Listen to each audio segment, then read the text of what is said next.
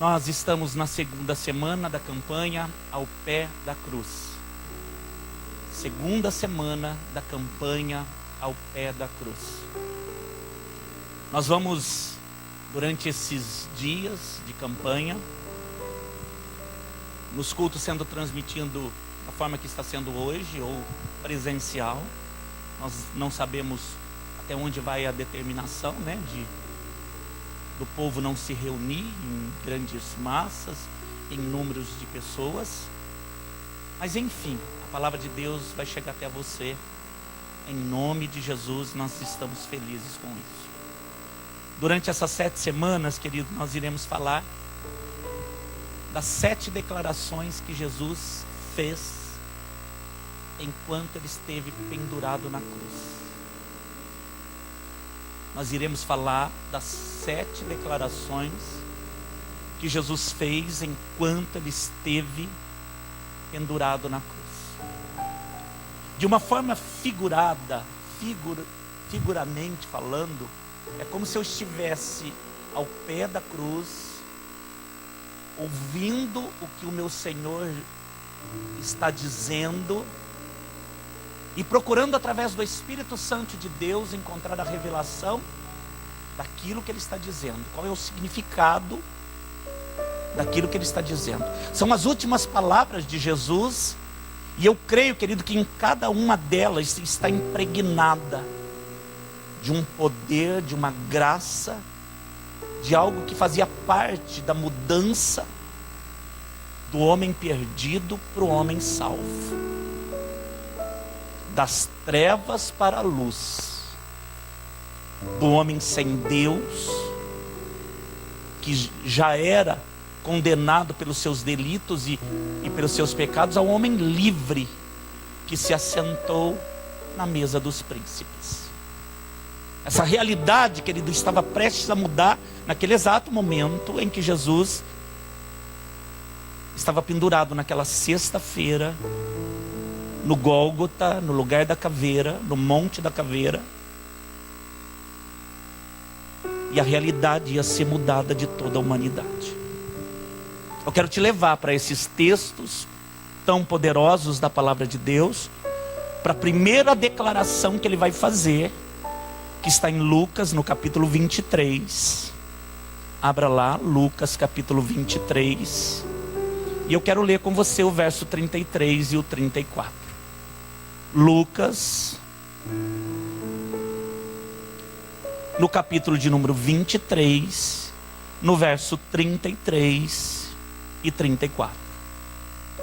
É a primeira das 7 declarações de Jesus, quando ele está prestes a subir ressurreto diante do Deus Pai.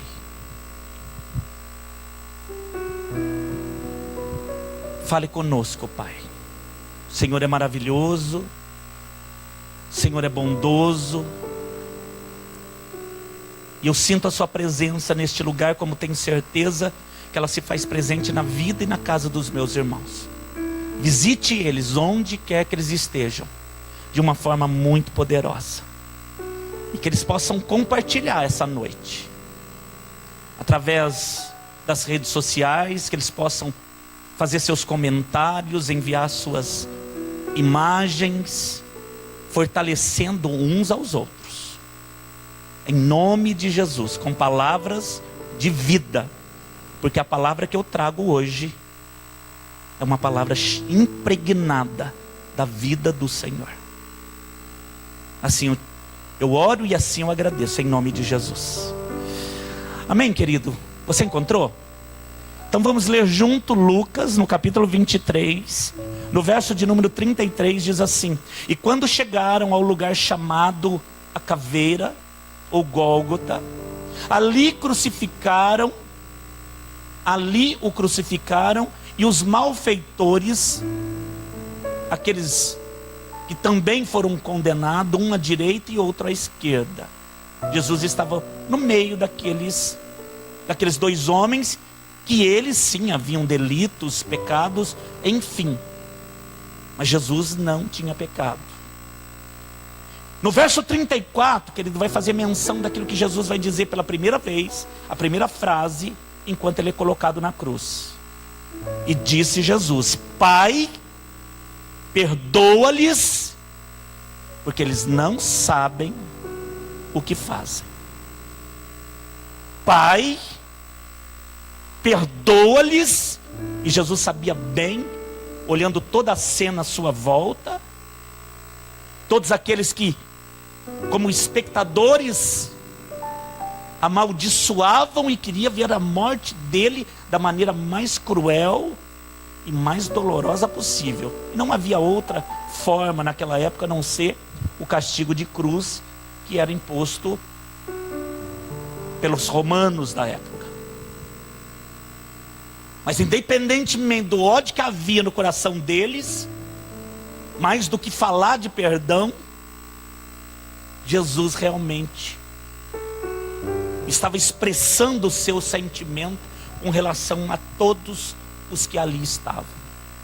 Independente se eles eram judeus, se eles eram fariseus, se eles eram romanos, se eles eram de outras nações. Quando Jesus olha de onde ele está na cruz, seus olhos estavam quase fechados, mas eu penso que quando ele olhou de uma maneira plena, ele disse a Deus, o Deus Pai: Pai, perdoa, porque eles não sabem o que eles estão fazendo. Aliás, querido, falar de perdão é mais fácil do que perdoar, de fato. Às vezes as pessoas elas falam de perdão, mas nós sabemos que falar é uma coisa, perdoar é uma outra coisa completamente diferente. Ainda mais, querido, quando aquele que ofende, aquele que comete o delito, ele não está disposto, ou ele não demonstra em nenhum momento sinal de arrependimento. É o caso, é aquilo que acontecia ali, quando Jesus disse ao Pai: perdoa, porque eles não sabem o que fazem. Não é porque naquele momento na cruz eles se arrependeram, não. Pelo contrário, eles esperavam a morte dele. A agonia de Jesus na cruz trazia prazer nos malfeitores. Não era o fato de esperar ele morrer, e enquanto ele ia morrendo, se condoecer, chorar. Não, os que choravam, não havia, pastor, os que choravam, havia, mas aqueles que sempre amaram Jesus. Mas quando eu falo dos malfeitores, daqueles que condenaram, daqueles que cuspiram, daqueles que zombaram, daqueles que de alguma forma fizeram com que ele estivesse naquela cruz, estes não tinham sentimento de arrependimento. Antes que você taque uma pedra neles, você precisa compreender que de fato ele estava ali pelos nossos pecados. Eu preciso explanar a palavra para você compreender do que Jesus está falando. Mas antes que você ataque a primeira pedra, eu quero dizer que todos nós pecamos e todos nós de alguma forma crucificamos Jesus Cristo. Mas o que tem o simbolismo das palavras? O que ele está dizendo? 3 coisas o Espírito Santo me levou a entender. 3 coisas importantes na primeira declaração que ele faz na cruz: Pai, perdoa, porque eles não sabem o que estão fazendo. A primeira coisa importante que eu quero dizer para você, querido, é que quando ele fala Pai e pede para ele perdoar, ele sabia bem quem era o Pai.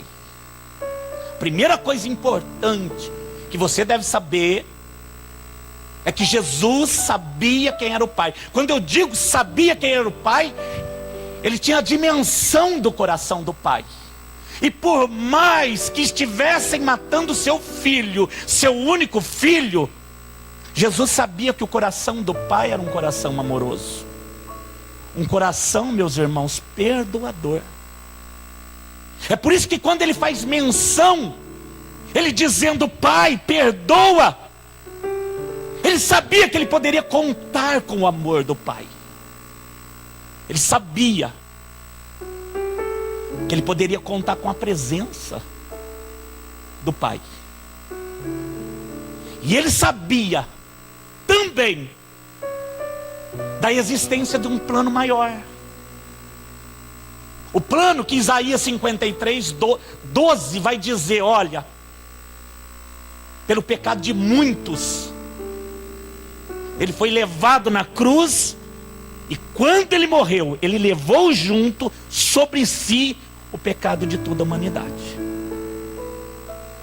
Jesus, quando ele fala com o Pai, ele sabia da dimensão do que estava acontecendo ali. Não era o fato de alguém não gostar do Cristo, do romano crucificar ele, do judeu aprontar para ele, de Caifás fazer toda a manobra para crucificá-lo. Não, era um plano maior, querido.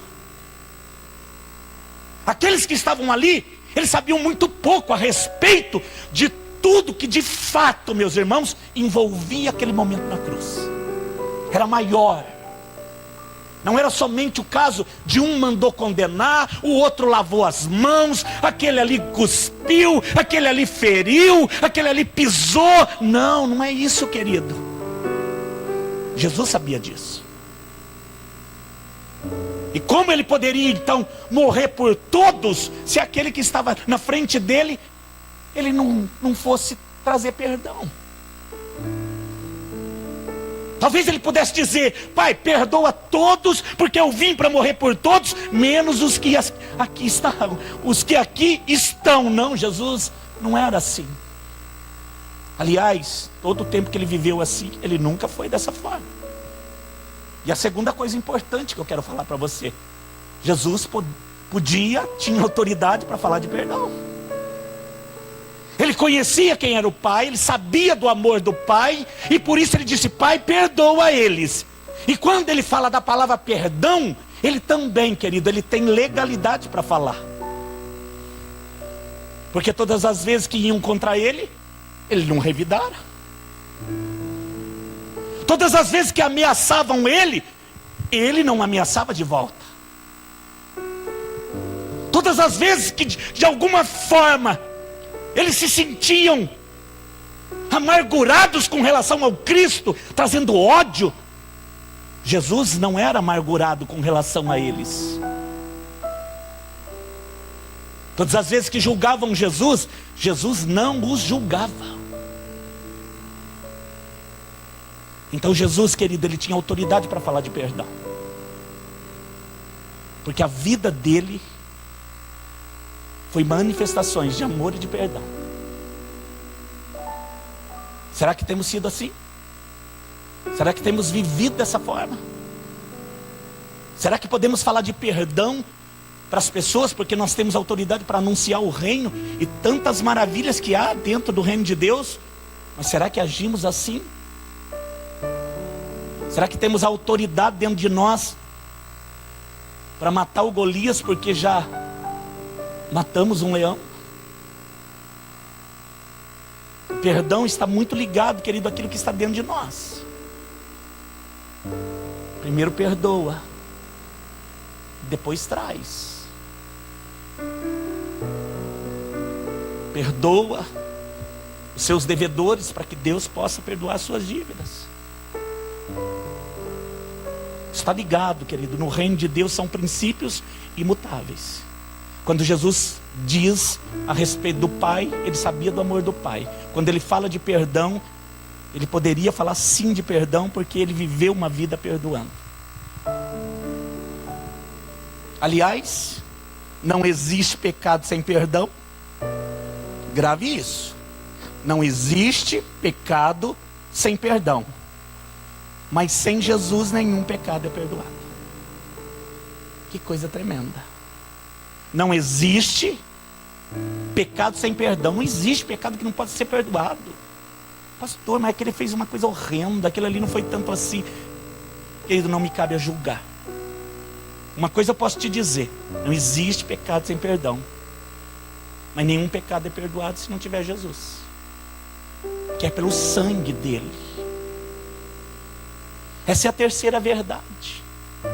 Somente por meio dele a graça remidora ela é revelada. Há uma graça que sustenta, há uma graça que capacita, e há uma graça que redime. Essa graça estava sobre ele nesse exato momento. Quando ele disse, Pai, perdoa, ele viveu aquela realidade do perdão, daqueles homens que estavam ali todos esperando a sua morte. Havia expressão de arrependimento? Não havia. Interessante que é isso que nós esperamos muitas vezes para poder perdoar alguém, não é verdade? Eu vou ver se está arrependido, eu vou perdoar. Eu vou ver se a pessoa realmente mudou para perdoar. Na verdade, esse trabalho do perdão tem que ser uma coisa que tem que ser trabalhada dentro de você e não fora de você. O que o outro vai fazer, de que forma o outro vai reagir, de que forma o outro vai demonstrar, não, eu não quero andar com essa falta de perdão dentro de mim, eu não quero andar com essa coisa amargurada dentro de mim, eu não quero ficar julgando se a pessoa está bem ou se está mal. Eu não quero revidar se a pessoa vier de novo a fazer a mesma coisa. Eu não quero ameaçar, ou você muda, ou eu não te perdoo. Não, Jesus não agia assim. A mudança é em mim. Existem mudanças, e eu penso que na maioria delas, quando nós falamos de reino de Deus, é de dentro para fora. Pastor, mas se o outro não mudar? Importante, eu mudei. Eu estou sem esse fardo, eu estou sem esse peso. Eu não caminho mais com esse peso dentro de mim. Eu encontrei algo maior. Isso vai ser tão verdade em alguns momentos da tua caminhada, que você vai ter, ao invés de um olhar crítico, de julgar aquele que te fez, você vai ter um olhar de compaixão. Quando você encontra perdão, o olhar não é mais de julgamento, de apontar, meus irmãos, de dizer, olha, eu vou revidar a hora que eu puder. Eu vi, mas é um sentimento de compaixão. Fez porque é cego, fez porque não valoriza o que tem. Fez porque é um perdido. Então precisa começar em nós. Jesus dá esse exemplo. Quando ele diz, Pai, perdoa. Jesus conhece o amor do Pai. Jesus viveu uma vida ministrando perdão. Não guardou nada para aquele momento da cruz ele ter que revidar, devolver. Não. Eu perdoo. Perdoe cada um deles, Pai. E quando Jesus está prestes a entregar o seu Espírito, adiante, nas outras semanas, nós vamos falar dessa palavra, da segunda frase que ele diz. Mas há um relato poderoso de Mateus 27, que quando Jesus diz ao Pai, Pai, perdoa, essa graça remidora e perdoadora, ela já se revela ali. Quer ver? Capítulo 27 de Mateus.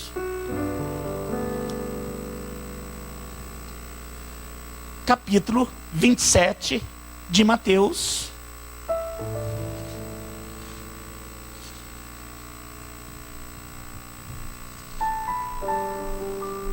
Aleluia. Que presença bendita. Havia, querido, sempre numa centúria romana, quando se tinha 100 soldados, havia sobre ele o comando de um centurião. Assim, ele era chamado o homem que era responsável pelos soldados, pelos 100 soldados que estavam naquele momento em alguma ordem, em algum trabalho, enfim, nesse momento, o centurião era o centurião líder do suplício de Jesus. Não é qualquer centurião. É o que dava ordem aos soldados de como eles deveriam fazer. O centurião responsável pelo suplício de Jesus. Repete comigo em casa. O centurião, o homem que liderava os soldados que bateram em Jesus, que cuspiram em Jesus, que deram chicotadas em Jesus, que pregaram Jesus. Ele era um centurião, líder do suplício de Jesus. Quando Jesus está para entregar o seu espírito, a Bíblia diz que houve trevas. E há um terremoto. A terra se abala. E algumas traduções e alguns evangelhos vão dizer, querido, que até mortos ressuscitaram. Mas eu quero chamar a atenção para você, para esse homem, o líder dos soldados do suplício de Jesus. Mateus 27, 54. Aleluia. Estamos juntos? E o centurião e os que com ele guardavam a Jesus, vendo o terremoto e as coisas que haviam sucedido até ali, disseram com grande temor, tiveram um grande temor e disseram, olha o que ele vai dizer: verdadeiramente este era o Filho de Deus.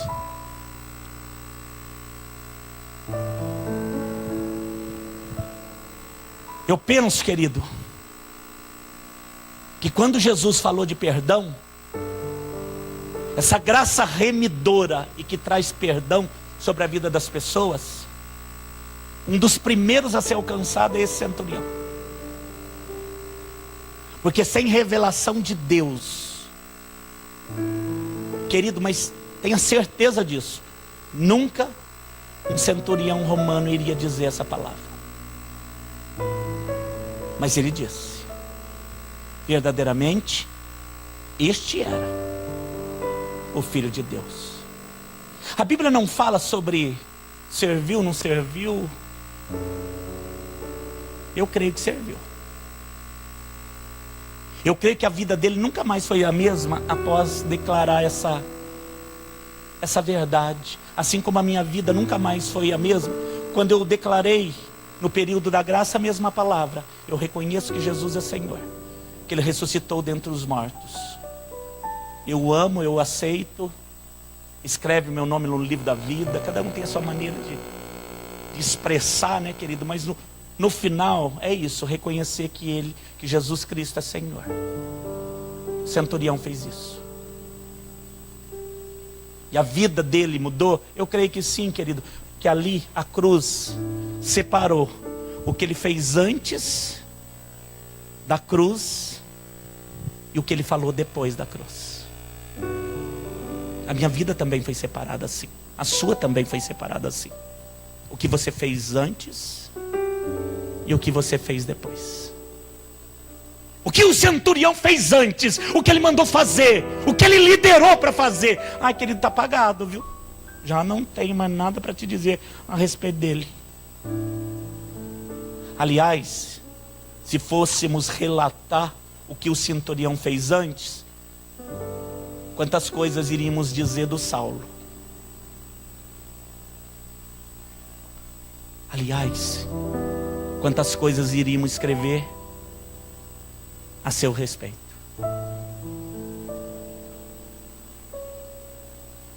Qual é a sua história, pastor? Ai, querida, a minha também foi apagada. Quer saber do novo? Eu estou aqui para te contar. Quer falar de vida? Todos nós viemos aqui para celebrar a vida. Nenhum culto da comunidade de Filadélfia, em 17 anos, eles vão seguir assim, viu, querido? Nós vamos estar aqui para falar de morte. A não ser a morte dele, para lembrar a vida que ele nos deu. Até o centurião foi perdoado. Este é Jesus. Este é Jesus. Aí onde você está, Eu gostaria muito que você olhasse um pouquinho para o seu coração, fechasse seus olhos e dobrasse seus joelhos ao pé da cruz. E essa frase, essas palavras do Cristo para com o Pai pudesse soar dentro de você agora. Pai, perdoa. E eu penso que agora é especial, né, que ele dê para mim e para você. Perdoa o Ricardo, porque ele não sabe o que ele tem feito. Porque tem coisas que ainda eu machuco o Cristo. Vamos trazer essa palavra para nós essa noite. Vamos adorá-lo. Em meio ao louvor, fique à vontade para declarar que você e tua casa foram perdoados, e que o tempo de maldição acabou, querido, que as trevas passaram e que Ele te deu vida abundante, em nome de Jesus. Aleluia.